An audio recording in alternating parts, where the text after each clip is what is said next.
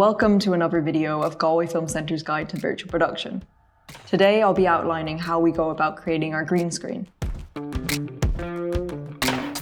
When using a green screen for virtual production, ensuring you can define its boundaries is massively important to the project setup. We'll also be setting up our Composure composition to separate out our foreground, background, garbage matte and video feed. And if you haven't already, check out Galway Film Centre's previous videos and posts on virtual production. So before we open up our Unreal Engine 4 project again, there are two things that we'll want to do beforehand. So firstly, you'll want to make sure your camera's on, and as well you want to open up SteamVR. So as you can see, it's seeing all our base stations and our two trackers. So we're good to set it up, and we'll open up our project. So as you can see, because we had the camera on, we're now getting our timecode and our genlock coming in straight away. So we want to make sure everything is set up from the last stage we were in. So we'll be going into our media bundle, double clicking, getting our video feed in. So we'll save that. And as you can see, it's coming in on the plane. And we want to make sure that our virtual camera is working. So we'll get a little preview here and we'll simulate. Yep, and straight away we can see that our camera is set up and our second tracker is working as well, which is exactly where we want to be right now. So now with all of that set up, we're ready to start measuring our green screen, which we'll do now.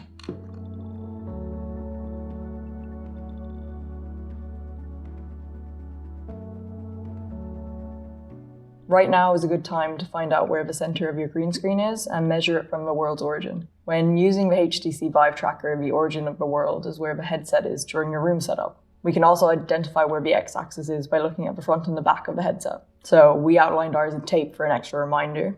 Understanding this relationship between the green screen center and your headset will help you properly place a green screen object in your Unreal Engine scene. Once you are happy with the scene, you will need to begin preparing your Composure composition. So if you haven't used Composure comp before, or the layers panel, we can just open them by going into Window, and you'll see Composure compositing, and you'll see your layers. So just tick them.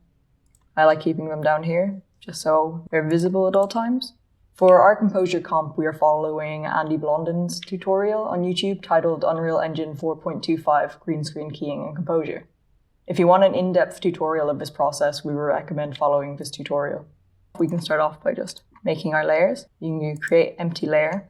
So we'll want a foreground layer, we'll want a background layer, and we'll want a green screen layer. So because this world is quite empty, the reason that we have this cube is just to give something into our foreground layer. So when you have proper scenes, you can select which objects you want. So for example, we'll select this cube, we'll select this layer, our foreground in this case, right click, and we'll go add selected actors to selected layers. And you can do all this for your background, your foreground, and your green screen. But for now, we'll just do background and foreground. So by toggling it on and off, you can see what is selected. And then if you hit see contents, you can get a good idea of everything that's in there. So I'll just quickly set up the background using the same process. And it's good to add your lights into the background as well. What we are doing here is defining what should be in front of the video and what should be behind the video input, which means for our comp, we'll have the same as our layers and a video layer. The comp is also responsible for keying your green screen. To get a good live key, you can mess around with these settings and see what works for you. If you are changing your lighting drastically, you may need to go back in here and correct these settings as you go along. So for setting up your comp, you can go right click and create new comp. We'll be going with an empty comp shot, and we'll just call this comp, because this is going to be the only comp we have in the scene. So if you right click it again, you can add a layer element.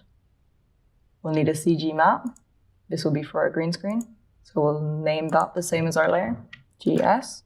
We're going to do the same again and add a layer element. We're going to have a media plate for our video. So we can just call this video. And right click again. We're going to add another layer element, the CG layer. So this can be our foreground. And we're going to do the same again for our background. So in our media plate, we can start actually setting this up. Our media source is going to be our media bundle. So we have this in our video.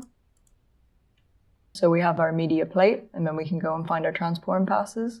We want to get rid of all of those. And what we'll be doing is creating a comp material. So I'll show you what the finished one is like. So essentially what it is doing is telling us what layers we want over what.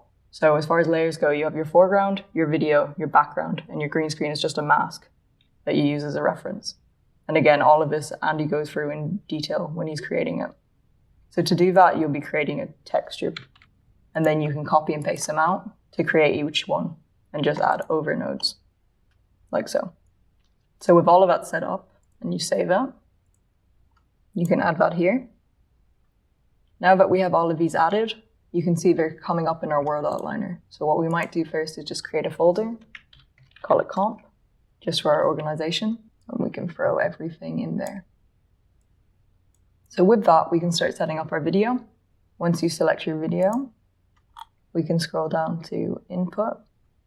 In media source, we want to see where our video feed is and choose that. We'll scroll down. We'll clear out any transform passes, add our own. We're going to turn it into a multi-pass chroma key. If we expand that out, we can add in key colors.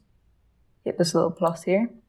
By dragging across, you can start getting a look at a very rough key for yourself. So if you see any of these greens at the end, we can fix that. So you hit accept. Now we can see kind of how it's being keyed out. So you just mess around with the settings here and see what works for you. And there you go. So now we have that edge cleared out. So in the top of our comp, we're going to click in our comp overall, and you'll see target camera actor. For this, we want to choose our VP camera that we set up. So this is a camera that will be used when referencing our comp. We don't have our green screen set up yet, and that's what we're going to do now, is start building our green screen so we can finish off this comp later on. For actually creating and implementing your green screen in Unreal Engine 4, we found Greg Corson's video titled Virtual Production Garbage Matte Tutorial to be the perfect setup for us. Most of what we are talking about now has been covered in Greg's videos, and we recommend you watch it for a specific step-by-step breakdown of how to follow this method. When beginning your setup, these are the main points that you need to cover when creating your green screen. Make sure you have live video coming into Unreal Engine so you can refer to it for any adjustments you need to make, that you can create a blueprint actor class to represent your green screen, and that you can adjust the measurements so it lines up with the video feed coming into Unreal Engine. The end result is that you define exactly where your green screen is, so it can be keyed correctly in the camera, and that anything outside of the green screen is blocked out, so you can record the green screen from wider angles. We already had one set up, which I can show you now, and then we'll be showing how this breakdown works. As you can see in our video folder, we have this blueprint class. So like we created any other ones, you'll right click and hit blueprint class. You'll select an actor, and you can create your new blueprint. By following Greg's tutorial, what you'll end up creating, if you go into the viewport in your blueprint, you'll see a green screen that replicates our green screen. So this has the measurements we used earlier. So what you'll be doing is having a core scene component or scene root and creating different scene components for each wall and floor. Because we have 2 walls and 1 floor, we'll have an adjust wall, adjust floor, and adjust right wall. And each of them is a plane, which is just a static mesh component with a plane added here. You don't need to make it green, we just did for visual reasons. You can do that by just going into materials, selecting this, and if you just search green, there should be a material here that'll work. So by creating planes and putting in your measurements, so if you hit adjust floor, you can see our measurements we have are in here. Same again for the wall. So you'll be putting this in scale, and same again for the last wall. So once this is set up, you have the most of your green screen lined up, and this will be what will be going into our garbage map. So if you save it out, you can go back in here, and you'll simply drag it into your scene. You might need to redo your lighting. And remember that planes can only be seen from one side. So if it looks like you can't see your green screen, say from this angle, that's probably why. So you just need to rotate, find what the front of it is, and we can line it up. So you can see it's clipping quite badly here. So what we can do is pull this up. So the green screen will also be going into our scene mover. So what we can do is just drag it up, drop it in here, and we'll keep it separate from our Vive puck. So as before, in the last video, we had our Vive puck, our rig, our Ursa Mini, and our VP cam. They're all nested in one with one another. And then our second tracker as well. But this can just go into the scene mover directly. You might want to set this location to 0, 0 for the moment, and then we can line it up afterwards. So now that we have a green screen that will be making up our garbage mat in the scene, what we can do now is go back into our layers, and the green screen for the GS we set up earlier, select this like we did earlier. and then add selected actors to selected layers. So what you can see now is turn that off. Great. We can toggle this on and off, so you actually can't see the cube going. And then our background and our lights. So now that these are all separated out, we can go into our Composure again. We can expand it out, and we can start setting up our green screen. What we'll do is go into Input. We can capture the actors, expand it out. So we want this to include our green screen. You can add 2 more. And we want it to exclude our foreground and our background. And we'll be doing the same for the foreground and background. But of course, for each of those, we want it to include the layer that we want visible.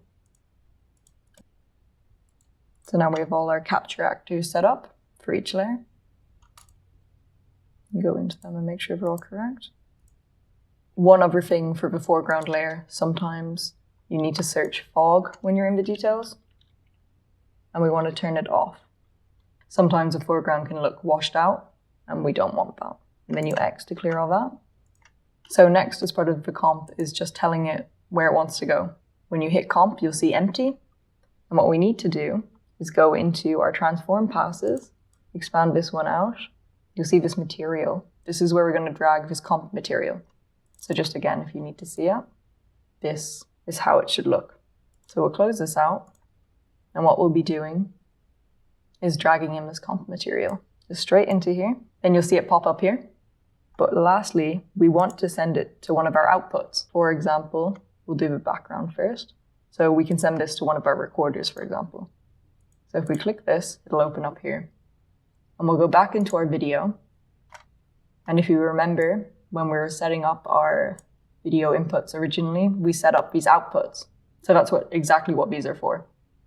So we'll click on our background for our background. So now we can see that with the background ticked on, if we look at our recorder, we can see the time codes coming in and it's showing a little image of our background. And we're going to do the same for the entire comp because that's what we care about right now, is getting a preview of how it all looks. So we can do the same here. Go back into our video. We'll select our Agicom out, which is the one we had for everything. And straight away, it's popping up for us on our external monitor. And if not, you can always just pin your preview or you can window it. So if you have a second monitor, you can drag it out. This can become a bit tedious because you need to do it every time you simulate. But if you don't have any other option, it's great. You just drag that over to another window. And with that, we're now ready to tweak our green screen. So we'll quickly make sure that our comp is working. So now that we can see we have a preview and it's no longer empty, we want to make sure that this works while we're simulating.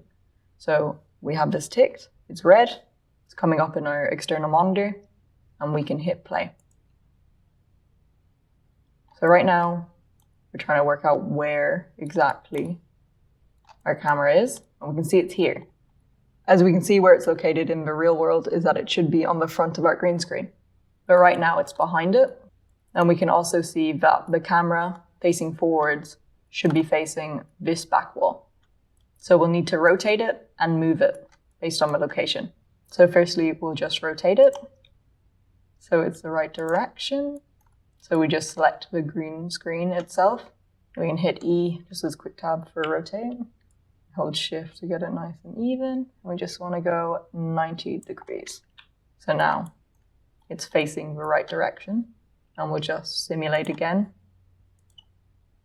So with that, the camera is still behind. So the camera's location is where we want our green screen to be lined up with. So a way we can do this is we can put our second tracker on each corner of the green screen in real life. And then we can go into the top perspective here. So here you can see this is our tracker and our camera tracker. And then this purple cube is going to be our green screen from the top view. So what we want to do is make sure that this lines up with this corner, this corner, this corner, and this corner. And the way we do that is move the green screen to suit that. So we just quickly test where we need to move it to. So this is already on one of the corners. So what we can do is just count over the big squares. So essentially we want this one to be 1, 2, 3, 4, 5, 6 with 6 over. So we'll just pull that over. And you have to do this while you're not simulating or else it won't save. So you hit that, we'll hit W again just for moving.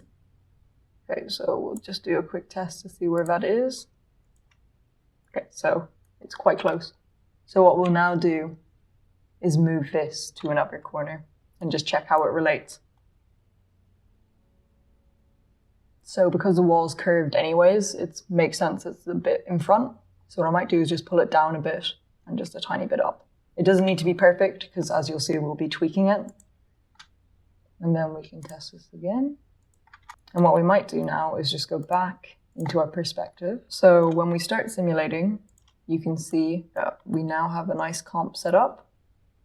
But if we take a closer look, there's some tweaking we need to do to get the garbage map correct. So I'm just going to maximize this. I'm going to move around the camera so you can see what I mean. So if we look at the edges of our green screen straight away, we can see some of the floor that we don't want in.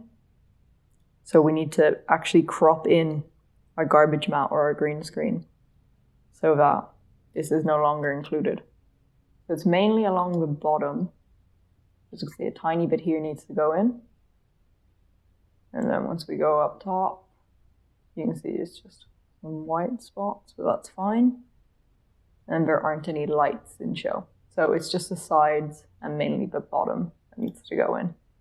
So we'll start tweaking that now. So this can take a bit of back and forth, but it should all be okay. So what you can do is you want to select your green screen, expand out here, and you want to do it in the adjust ones. So we'll start with the floor because that's the worst off. And adjust floor. So we can do this while simulating, but we'll want to write down our numbers because it won't save. We can pull it in here.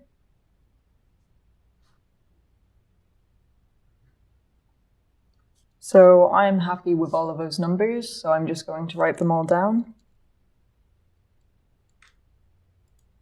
So as you can see, it jumps back, and that is not what we want. So we'll go back in here, we'll go back into each of them and just put in the numbers we got. Great, so with those put in, and if we just simulate again, they should all be lined up for the most part. So you might need to tweak 1 or 2 things, and that's okay. You just do the same thing we've been doing until you're happy with it. So now that we have a working comp and we have our garbage mat in a stage we're happy with, what we need to do is go back to the rig we built, and we'll need to make some tweaks. And this is just to make sure the worlds are aligned.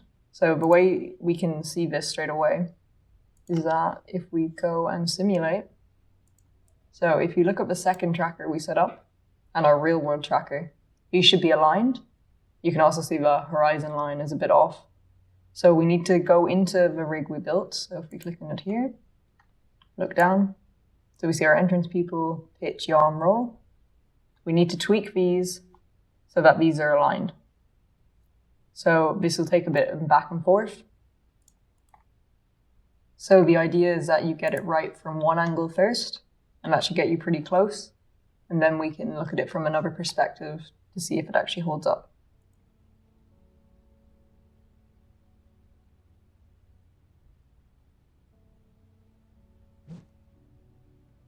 Once you have a working garbage mat, virtual camera, and comp, you can see how it all comes together in the editor. Of course, the lighting isn't perfect, as this is just a test, but you can now begin to play around with your settings and make it suit your own shoot. By having a working virtual camera and green screen, you can see the core technical aspects of our project are locked down. In theory, once you reach this stage, you're ready to begin shooting and really getting creative with virtual production. As always, be sure to check out our links in the description for our recommended list of resources for all aspects of virtual production.